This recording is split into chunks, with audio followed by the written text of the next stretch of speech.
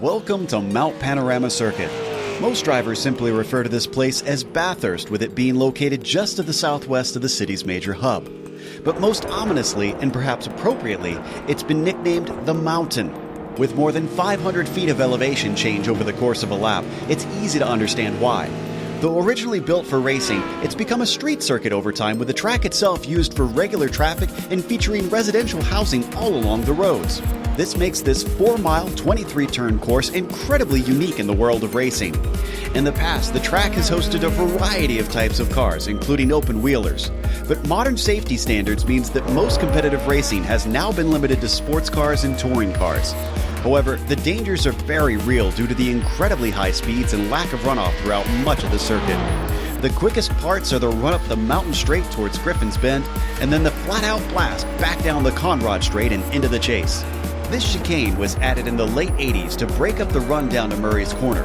But while most chicanes are derided for ruining the character of a track, the terrifying speed as you approach it and the general difficulty make it fit right in with Bathurst challenges. However, the toughest portions are undoubtedly along the mountain itself, with notorious corners like the Cutting, Brock Skyline, the Dipper, and Forest's Elbow. In fact, one of the more unique worries of this course is that all of these parts are so narrow that track blockages due to wrecks are not uncommon in the first few laps. The Australian fans often line the fences and hillsides to witness the daredevil spectacle of drivers trying to claim King of the Mountain. You can't blame them with how rare of a sight a track like Bathurst is today.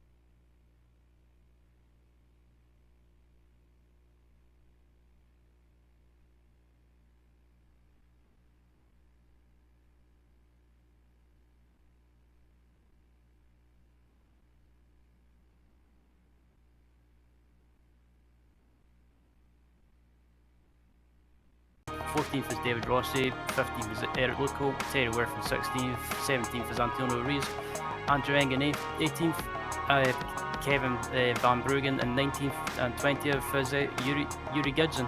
Jack Olstal will be starting in 21st, Ivan Diadio in 22nd, Trent Buss 23rd, Dave Cohen 24th, Andres Bono 25th, 26th went to Brandon Cleveland, 27th Robert Plumley, way back there, Donald Peak 28th, with Telmo Amaral 29th, and 30th and last in the qualifying went to Kevin Van Lackner. The last few rows will be going through your screen. Most definitely will be a very interesting start here today, as the round to turn 1 is very short, but also very, very tricky and narrow, as the engines are harmonizing. Peter Mikus has a good launch, but even better from Mikledge, well clear of Peter Mikus, and Ove Trengrid can't even challenge Mikus into turn 1. So our first few people are going single file through that turn, and it seems like the first 7 didn't switch position. Oh, big wreck in the back of your screens. We'll have a look at that later as the rest of the field continues to stream down into the second turn. Mountain Road has been traversed by the top 10 very easily and very nicely. Back end of the top 10, there's the first position change. Gary Teal up to 10th, overtaking Bill Tyler on the start.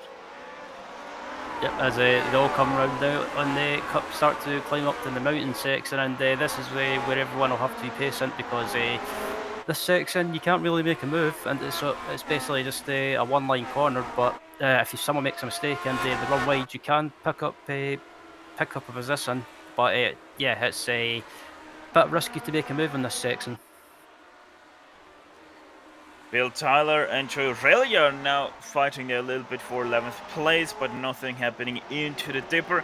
And already seems like Sebastian Tixier is very gingerly on the mountain the first time around, as he already opened a gap of 2/10 to third place, 2 seconds, sorry, to third place over Trigrid.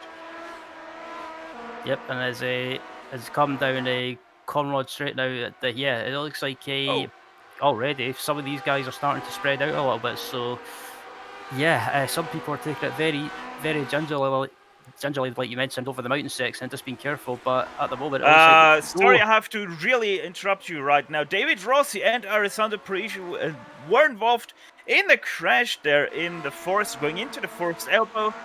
That's a few F2 championship drivers that got involved in that, and it sure is going to open very much that championship. I think it all actually started with David Rossi, as we're gonna go to the chopper there. And no, it was actually Parisi there that collided with the inside wall. There you can see Parisi, the 14 gets played by the 17, then David Rossi comes in. A little bit of a roadblock there. And yeah, a lot of people already out of this race. We're counting about 7-8 drivers that are already out, didn't even complete the first lap. Yep, and back up at the front, it's still McLaren is leading, but he's Reckon B6, that was, who was that? That's Michel Tudinho, second place driver in the F1 Championship. That's another huge implication there. Yeah, what happened there? Actually, Sean, we will need to go a little bit further back going into turn 1, because that all started with Kochi overtaking Sebastian Tixier, and those two collided already in turn 2. There we go. There you can see it nicely. And then that's why Tixier was slow and Michel Tudinho just didn't adjust for that, I would say. Yeah, it just looks like they is back up at the front. Back up at the front, the battle for second place is going on between Peter Mikus and Ovi Trengrid, and Mick Claridge is pulled away a little bit, and just about got the gap up to about 1 second. So these guys are scrapping amongst themselves for second and third place at the moment. Yeah, it will be really interesting to see how Ovi Trengrid has set up his car for today. Remember, he always is one that likes his car a little bit more sideways than others. So maybe that helps him here a little bit through the fast turns of Bathurst. But right now he is being bogged down by second place Peter Mikas as Mikulaj puts in the fastest lap of the race, so 1:59.888. The battle for P and number 5 continues. Sebastian Tixier lost another position. Rafael Dorado now passed him in 5th place. And Ron Pawlowski very much at the back of Tixier. Let's see what is going to happen here. Tixier, he is faster than Dorado, has to lift the throttle a little bit going into turn 2 to go to the outside. And he collects another driver in turn 2. Not the race of Tixier right now. Yeah, Sebastian just looks like he's a little bit rattled at the moment, and just doesn't, maybe not comfortable with this track or the setup, or yeah, he doesn't seem to be able to do his normal pace. And I think at the moment he's causing a bit of a, you could say, a bit of a trolley train. Right, Ryan, they are going through all of those turns. Reed Park, they just reversed side by side, and Tixier was actually able to get past again of Marco Kika after he made that mistake through the cutting.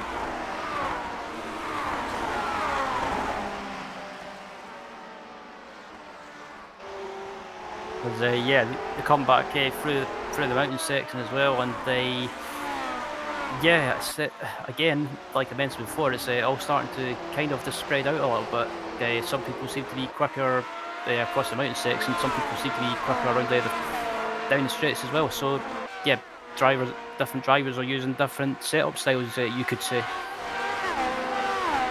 Yeah, right now it most definitely seems like that thus far. Let's see, a little bit back, top 10 still congested.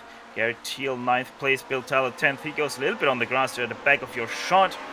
Keeps it all together though, and Joey Relia now has a run on Tyler Forna 10th spot. But Tyler able to get a little bit better out of the chase. His PH once again new fastest lap at 59.683, another about 2/10 faster than he did the last time around. And I'm just, sorry to go away from this battle as well, but I'm just looking back up at the front at Mick Claridge, and he is absolutely managing to pull away at a rate of knots, and the gap to Peter Mikas is about 2 seconds. So Mick Claridge again, I don't want to jinx him, but he's again putting in a dominant performance as it stands. Another few drivers have crashed up. Ben Summers gets right now lapped by all of these cars here. He got the last one to drive by. Now also Garrett Thiel gets past him, and Joe Relia and Bill Tyler should follow suit. By the way, Bill Tyler lost that 10th place to Joe Relia. Nothing major, just a little bit of a mistake by Bill Tyler, and thus Relia went past. Going up to our leader once again, that is still Mick Claridge, as Ryan has just said a few moments ago. Peter Mikas at this point 2.2 seconds behind, with over Terengere just 3/10 behind him. And we have already seen a lot of people getting pushed behind the pit. We right now see only 22 drivers still continuing around with who is that? Kevin van Lackner right now, the last car to still drive, 19 seconds behind 21st he is, and a full minute already behind your leader of Mick Claridge.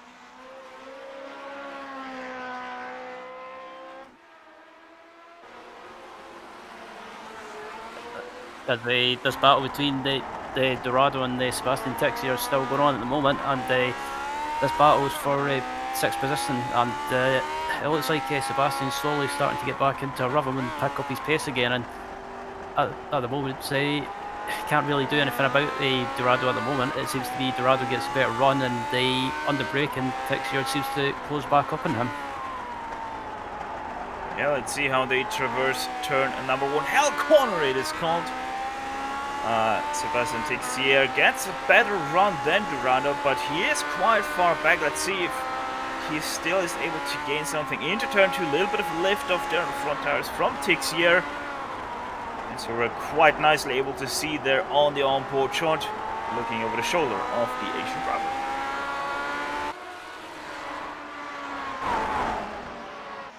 Not it happened through turn 2 and 3. We're going to jump up once again to over Terengere and Peter Mikas, still fighting out that battle for 2nd place.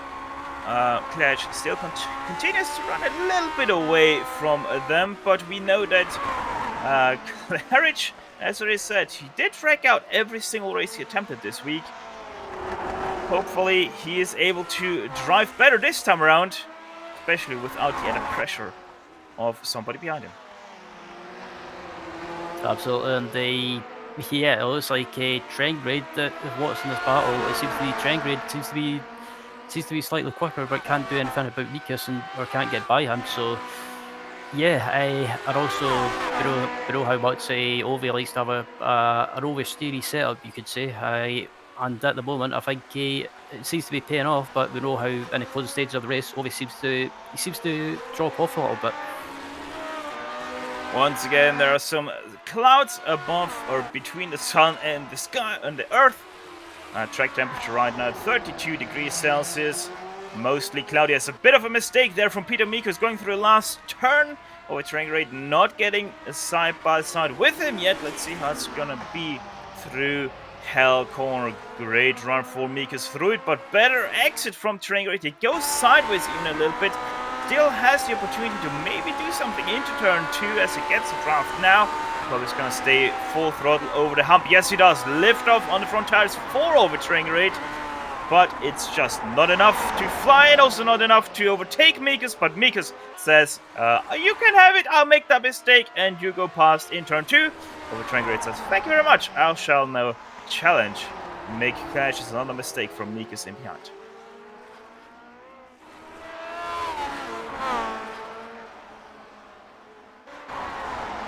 Still, we have the battle for P number 6. Roman Pawlowski has run away with that 5th place from this battle group. Kika is starting to catch Dorado. Tixier, as you can see, has made the pass in this lap. Probably somewhere around turn 1 or 2. So Tixier now in 6th place with Dorado 7th and Kika in 8th. Excuse me. And yeah, I'm just looking further back in the field as well, and it all seems to be at the moment. It seems to be all pretty much spread out at the moment, just apart from this battle and the battle for 2nd place at the front. I can't see anything else apart from that, and at the moment it seems to have settled down. P16 is another battle that we actually have. Robert Plumley leading that train with Brian Cleveland in 17th and Yuri Geisen in 18th. Robert Plumley struggling throughout the season, has good results but also quite some bad ones, as he most definitely tries to just survive over the mountain rather. And right now he's most definitely accomplishing that as he tries to complete lap 6.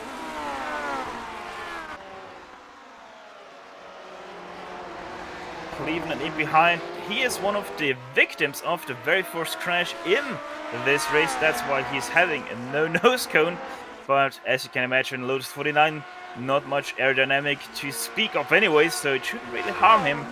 Maybe a little bit slower down the straights, but I'd imagine it's not too much of a harm for him. It doesn't seem to be hampering him too much. But excuse me.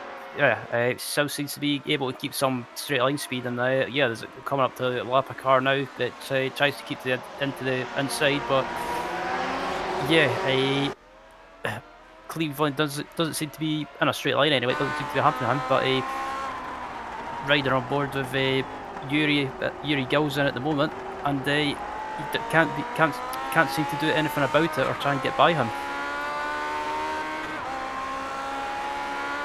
Let's see what is gonna happen here up to turn number 2. Mountain Straight. This one is called under the pedal sign they go.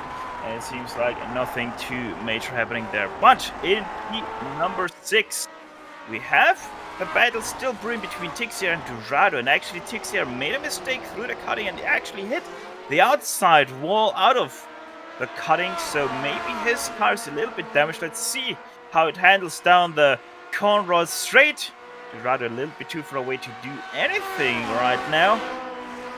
But most importantly for Tixier will be this turn coming up. The right-hander leading into the cutting seems to handle quite nicely. So it does seem like he only ever so slightly did scratch the paint off the outside wall.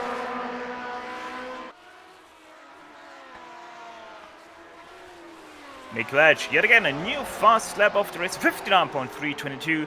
So he is continuing his dominant performance here at the mountain. 4.5 seconds. He's still your leader over Chequered. Already in lap number 8 of this 17-lap race at the mountain. There we have over Chequered now on your screen. Second place, last lap at 2 minute, 0.0701. So nearly flat out there on the 2 minute mark. Same with Peter Mikus, only a few hundredths slower than over Chequered. So he's still kind of holding up with over Chequered, but the 3 mistakes he made on the lap where over Chequered got past him most definitely did drop him away from the Norwegian. Yeah, and Ovid's pulling away from him ever so slightly, and but he can't really do anything about the gap to McLaren's in front of him. Mick at the moment just seems to be doesn't seem to be overdriving or pushing too hard. Just looks like he's maintaining the pace and maintaining the gap, and he can't really afford to back off either, because he's still got about 10 laps remaining of this race, and if he backs off ever so slightly, he'll start maybe losing confidence as the battle for P7's going on. Oh, Cleveland. What happened there with Cleveland? Just completely misjudged his braking. Nearly took a non-existing access road there.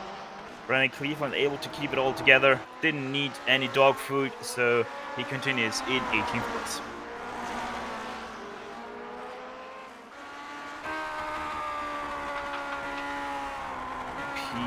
Number 6 also still contested. Tixier versus Dorado. That battle still is, with Rumpavslowski continuing to ever so slightly pull away with his 5th place from these two. But most definitely they have dropped Marko Kika by 3.5 seconds, so probably something happened to the finish.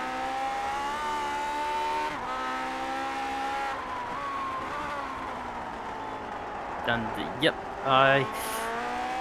apart from this battle, there's nothing not really that much else going on at the moment, and everyone, it's always been the case at Bathurst that normally most races it seems to spread out a little bit, but this battle's still going on at the moment, and it's been absolutely fantastic to watch, and but yep, everything seems to have settled down, and everyone, I have to say, surprisingly, there's not been that many accidents.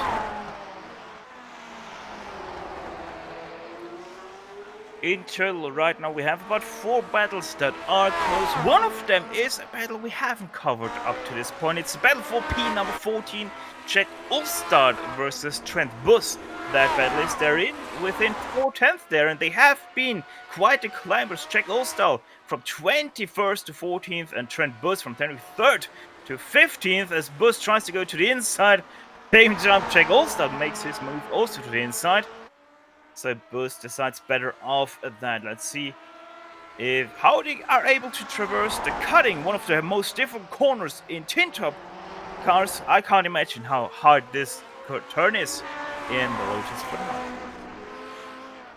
Yeah, I've done some races around here in the past, especially I think in the SRF, and it's such a difficult track in that car. I dread to think what it's like with this car, with it not having that much or not really having any downforce at all. But it's all just about down to the driver, just having good car control. But difficult track to master, and not really one that you can really push all the time or overdrive, otherwise it'll bite you. And something happened to Nikola Kochi on this lap, because he's now finding himself in 5th place.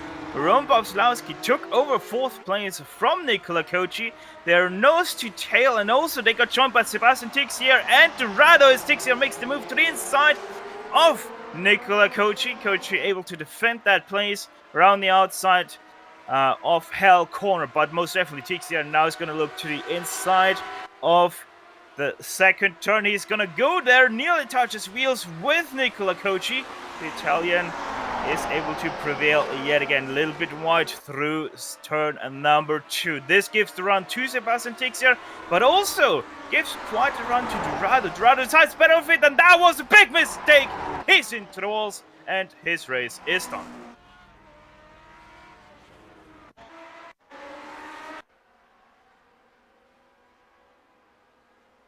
On to the replay to show you exactly what happened there on the Mount Panorama. Nikola Kochi, let's see.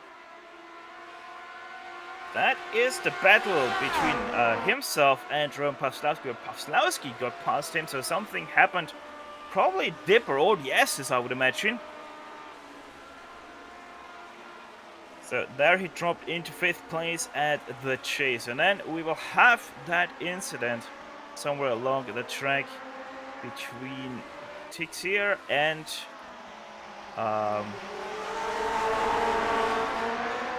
Dorado. There we go.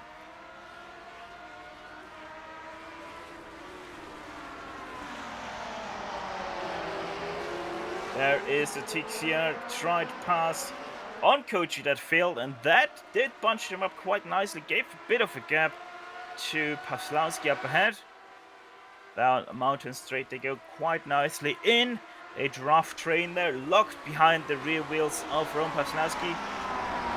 There we can see the 10 of Rafael Dorado, international driver. There is the mistake from Kochi, and this really gives the opportunity to Tixier and Dorado. Yeah, I'm not sure what he really tried there, wanted to do there, because he backed out and then stepped on his throttle a little bit again. And that sent him wide into the wall, and his race was done with all of it.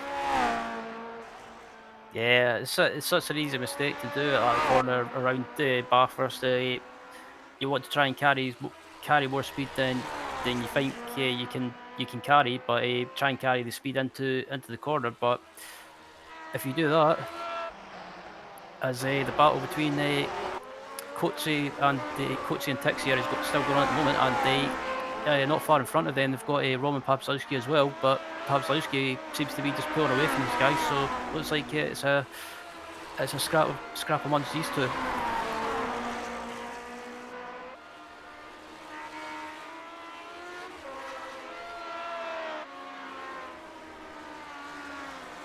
Nikola Kochi, after his mistake, let's see how much rattled he is up and over the mountain. Can he catch up with Roman Pawlowski yet again? As actually Roman Pawlowski gets a little bit bogged down by Kevin van Luckner, who is a lapped car. He's also going to let Kochi by. And Sebastian Tixier gets a little bit compromised out of Forrest's elbow. Not too much of a problem though, I would say, for Tixier. So now gets stretched out a little bit. 8 tenths between Kochi and Pawlowski, 7 tenths between Kochi and Tixier. So they will have to do a little bit of catching up once again. As they just watching this battle at the moment, and also the battle for P11 further back in the pack is going on as well, and yes, great racing with these guys as well. So yeah, 6 laps remaining in this race, and as Tixier's tried to go up the inside. Ooh, that was so close to being contact. Yeah, and Tixier was actually able to get past Nikola Kochi as in the battle for P11 that I was watching with one eye. And Rang wrecked out through the chase. Eric Luke now without pressure from behind for that 11th place. Both of those are F2 Championship drivers. Oh, big mistake from Tixier. Nearly hit the wall there on the exit out of turn 2, but he continues on his way yet again. Very lucky with all of the mistakes. Did put on too much damage on his car thus far, as they still head through lap number 12.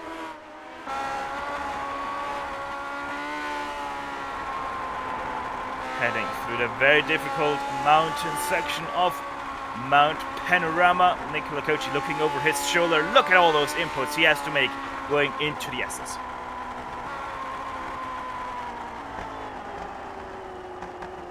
Very nicely there on the wheel, going down the S's and into the dipper. Very, very clean inputs. That's what it all takes in the lowest 49. Yeah, absolutely. And the Lotus 49 for the laps I've done with it is kind of one of those cars that keeps you on your toes, and also helps with stuff like car control. So anyone that's thinking about giving this car a try or this series a try, I'd definitely recommend it. One of the best traits you can develop in a Lotus 49 is most definitely controlling your thunderfoot. As Andrew Ang, another mistake for him, he is back into the pits. And that was a mistake through the dipper. So we saw how you make it through the S's perfectly, and now Andrew Ang is going to show the contrary, how not to do it.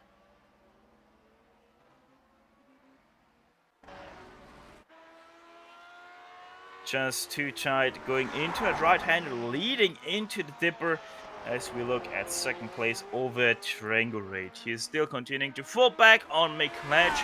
5.2 seconds. He is now back on first place Clutch. But the biggest development is, you can see it, behind over Triangulate, who hits the wall! Up and over he goes. Reed Park is too much to handle for him. Actually, that was already Salmon Park for over Triangulate. One of a very rare mistake, because that's normally quite an easy corner, but I think it already started right here. You can see that twitch that he has going over the crest of the road, and that's why he had that very, very big crash. What I wanted to say is actually that Mikus dropped 10 seconds off the back of over Triangulate. So he really didn't have any challenger approaching behind him, yet he was able to make that mistake. Yeah, that was unfortunate for Ovi. It's such an easy mistake to do around that section. Go ever so slightly offline in that section, you'll just it's just it's going to end up in one way, and that's unfortunately in the wall, like we just saw. And that was unfortunate, but Peter Mikas up into second, and everyone moves up to position.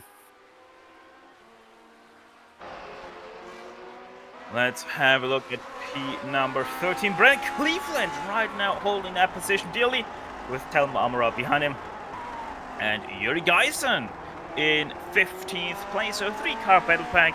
Don't peek, not too far away. He's about 6 seconds behind those 3 cars. Yep, and this battle was still really close, and amazingly, Brennan Cleveland, he's not really lost that much pace, considering the front end damage he's got. So doesn't seem to be hampering him too much. Let's see how this is gonna go down the road. Oh! I thought Amaral made a mistake there through a dipper. Just my camera angle. As Amaral a little bit slow going into force elbow. Let's see if he's able to go quite nicely out of it. As ahead of him, Brent Cleveland clatters the wall. Probably needs some new fucking tires there. That's why he went for that change. Yuri Geisen makes the overtake on Telma Amaral. Amaral seems rather slow down the straight, or maybe gingerly, as Yuri Geisen looks up to the back of Brennan Cleveland. Yep, and they close it up on the braking, and I wonder if Brennan might need to come into the pits, because he might have got a meatball flag possibly, but no, amazingly, again, it doesn't seem to have any major damage apart from the front end, but what's he got before that, but amazingly still going.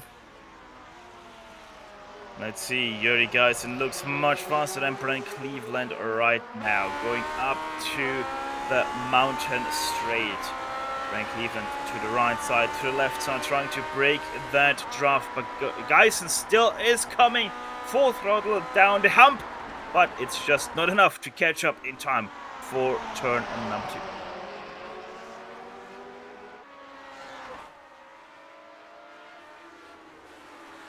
Much more gingerly, Brennan Cleveland is up the mountain right now. Yuri Geisen, big mistake from him through the cutting, as he goes very wide, loses himself about 2/10 there. Now the gap is up to 7/10, so he lost 5/10 just with that small mistake through the cutting. Yep, and as Cleveland pulled away slightly a little bit, but Yuri seems to be closing back up over the mountain section. And I was gonna say, not missing much anywhere else. All the battles have grown to about 1 second between each other, so we are looking at the closest battle right now. With Tom Amaral most definitely dropping away from these guys, and there's no mistake from Brian Cleveland, as he goes very wide through the forced elbow once again, just barely not touches the wall, as Amaral still continues very slowly behind, and Cleveland is able to defend 14th place at least, but that has given quite the big gap to Yuri Geisen, who now finds himself in 13th place, starting from 20th. That's no small feat. Absolutely.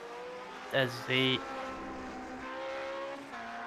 battle between Robert Pabslowski and Sebastian Texier is going on at the moment, and Texier has managed to close the gap to Pabslowski, as we've got about 3 laps remaining in this race. So yeah, the battle for the final step with the podium is about to ramp up. Yeah, exactly. It is the battle for the last place now all of a sudden, because we have lost quite a few drivers ahead of them. And I don't think Ron Poslansky really did think that this is going to be something that he might be able to defend or attack. At third place, starting from P number 8, able to take 5 positions to find himself right there, first and second.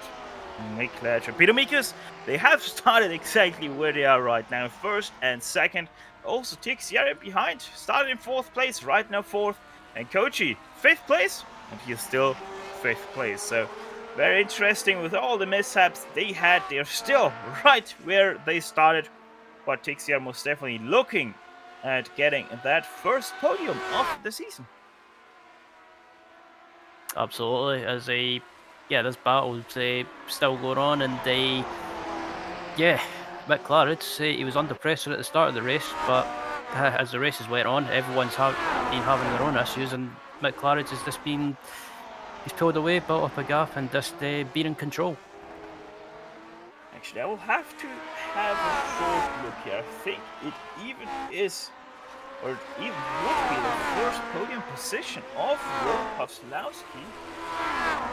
Actually, he did have 2 already, 2 third places at Watkins Glen and Silverstone. So it would be the third place for Ron Pawlowski, but most definitely would be the first one for Sebastian Tixier.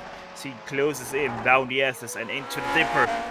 The Asian driver most definitely at the very back now of Ron Pawlowski. A little bit more careful going into forced elbow, but look at how much he's better able to let his car roll through forced elbow. Most definitely now in a quite prime position for passing coming up into the chase. Will he be looking to the in or outside, heading into the right-hand turn? He's not choosing any side yet, but Ron Pawlowski, very tight entry into the chase, goes very wide, thus into the left-hander. Sebastian Tixier tries to set up the last turn of this lap. He's going to the outside into the last turn. Turn number 23, that is. It's not going to help him very much. He's going to go into the grass there, and he keeps it all together. But here comes now Nicola Kochi looking for that 4th place. Will he take it right away? No, he won't. Staying behind as Tixier goes to the inside defensively. Yeah, I think Tixier should have just waited until the exit of the corner to try and do the cutback on the exit and try and get a good run. But trying to go around the outside was just never ever going to work. Nicola Kochi didn't have enough straight line speed to challenge Tixier into turn number 2, so they still stay 3rd through 5th. 17th time on the mountain, so this is already the last lap of the race. Miklas about 23.5 seconds ahead of everybody else. He's already up and down the mountain, already exiting forced elbow, goes on to Conrad straight right. As the battle for 3rd place is still brewing, we can stay a little bit longer on this, but not for too long, as Miklas gets closer and closer to the checkered flag. As they exit the dipper, nothing is happening there. Chequered is exiting the chase. Thus, we're cutting over to him because give it up for a 7-time winner of this season. Chequered gets it done yet again at the mountain that is Mount Panorama. In behind, Peter Mikus is going to finish second place if nothing happens to him. But the battle for third place still is on. Tixier is very close to Roman Pawlowski going through the chase. They are now. Tixier looks to the outside, tries to get the setup once again for the last corner. Will it be his final chance and thus also the final time he tries something? No, he doesn't, but here comes Koji. Koji nearly runs into Roman Pawlowski, able to save it somehow on the gravel from the tire wall. And with that, Roman Pawlowski finishes third, Sebastian Tixier fourth, and Nicola Koji takes home fifth place. That was rather ambitious from Nicola Koji right there. I wonder if he just completely missed on his braking point and also had two tires on the grass. Very lucky to not run into Roman Pawlowski.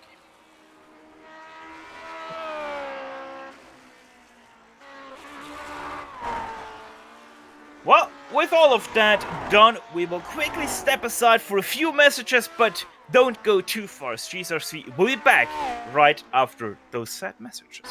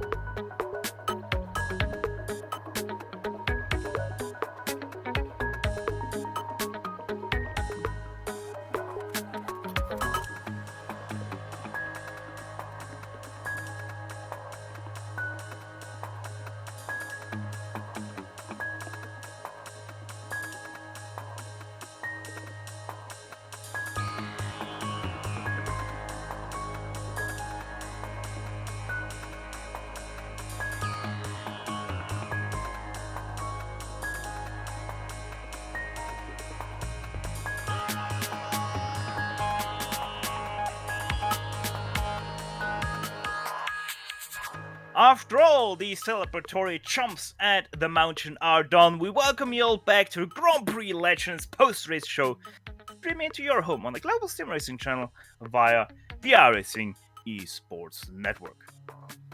First on the agenda of our post-race show, as always, is Declare Me Clash, the official winner of this race, with Peter Mikas in second place, finishing 23.9 seconds behind him. Roman Paslowski takes him a surprising third place, being starting from 8th place and 33 seconds away from him. Sebastian Tixier did finish only 3/10 behind him in 4th, with Nicola Kochi in 5th. Marco Kika rounds out the top 6 of the field, with Gary Thiel in 7th, Bill Tyler 8th, 9th went to Joe Relia, and rounding out your top 10 of the field was the number 20 of Eric Luco.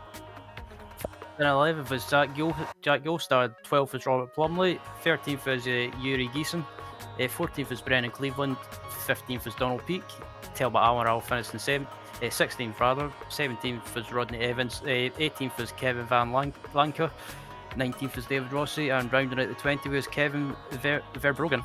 Only the top 17 there, by the way, did finish this race without visiting the pit stalls at least once in this race. As the last few cars trickle over your screens, we're able to talk to Mick Claridge, who unsurprisingly won today's race, even though he said he is not going to finish it. So very disappointed there on your part, Mick. Hi, Steph. Listen, first of all, I've got to apologise to Robert Reynolds. He sent me a PM at the end of the race saying, I appreciate you not flying through the air when I'm still racing over the jump. So I actually thought he finished.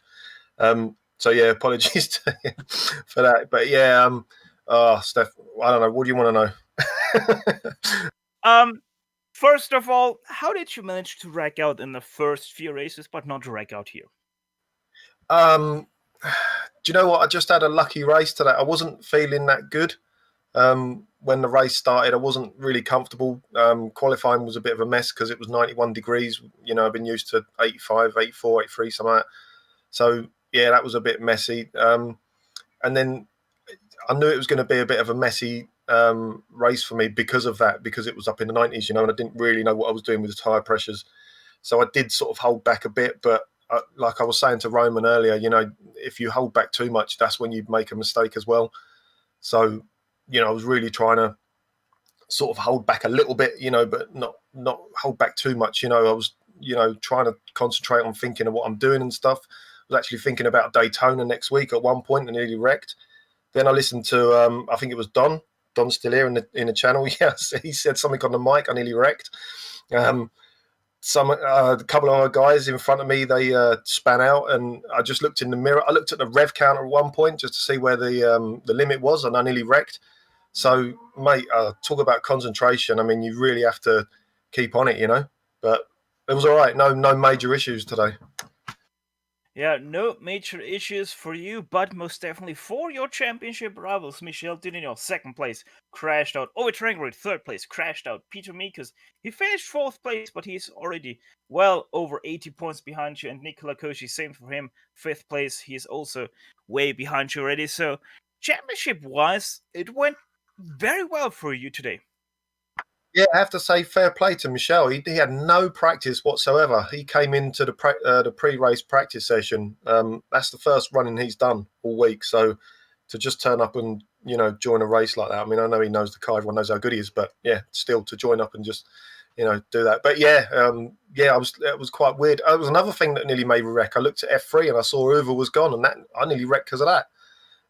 It's just nuts at this place, and, everyone knows that, you just make a slight mistake here and that's it. It's finished. But yeah, championship's looking good. Yeah. Well, last question before we let you go. Give us a quick outlook on the Daytona 07 Oval. Yeah, I haven't even tested there yet, but it's going to be nuts. It's just going to be such a laugh there, because it's just unknown. It's, we've ran big ovals before. We ran at Talladega and stuff, but I think it's going to be completely different. I think there's a lot bumpier there, and I still think it's going to be free wide, and you're going to see pretty much something like what you saw at Talladega, where Uwe came in from fifth place and won the race on the last corner or whatever. It's going to be like that. It's just going to be mayhem. Setup wise, there's no advantage for anyone setting anything up. There's no point, I think. So it's going to be anyone's race. And we got some good oval drivers in the series. Bill Tyler, he's one of the top oval drivers we got in the series. So, he's going to be right up there. And a lot of guys are going to be quick. So looking forward to it. It's going to be really good. Yeah, should most definitely mix up the field at the very top next week out at Daytona 07 Oval. It is going to be for the Lotus 49 Warriors. Mick, congrats yet again on your 7th straight victory, and yeah, don't drink too much champagne. Cheers, Steph. Thanks a lot. See you next week. I was Mick Ledge, your 7th-time winner of the season. Next up, it's Ryan Walker talking to Don Pink. Yeah, Don Peak finishing in 15th, and a pretty good result, especially around the tracks such as Bathurst. And how was that race for you, Don? Of course, it's a white knuckle ride every time, and it was that way today. My goal was just to finish without crashing, which I think, as you guys pointed out, only 17 cars managed to do that. Yeah, we were watching throughout the field, and it seemed that, excuse me, it seemed to be in the early stages of the race, people were making mistakes and they just getting caught up in incidents. How was it for you? Did you just come into the race with the plan of just finishing, or did you want to try and maybe finish in the top 10 or close to the top 10 as possible? I was definitely gunning for it. I was really comfortable set this week, but again, primary priority was just to finish. Oh, you managed to do that, and Bathurst is not an easy track to finish around, and headed into Daytona next week with the 2007 version. Any experience, and if so, what do you think of it? Well, the only other oval I've run in this car was Indy, and that was pretty crazy. So I'm looking forward to Daytona. We'll try it and see what happens. Great to hear. Well, Donald, thanks for joining us in the booth, and again, congratulations on finishing in 15th, and we look forward to seeing you on track next week. Thanks, we'll see you. Actually, Don, before we let you go, I want to say something to you real quick. You were my chosen peak performance moment of the race. How did you manage to avoid that turn 1 wreck right ahead of you?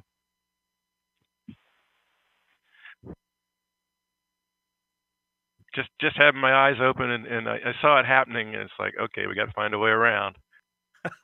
All right. Well, congrats on finishing that race, Don, and hopefully see you next week. We'll see you next week.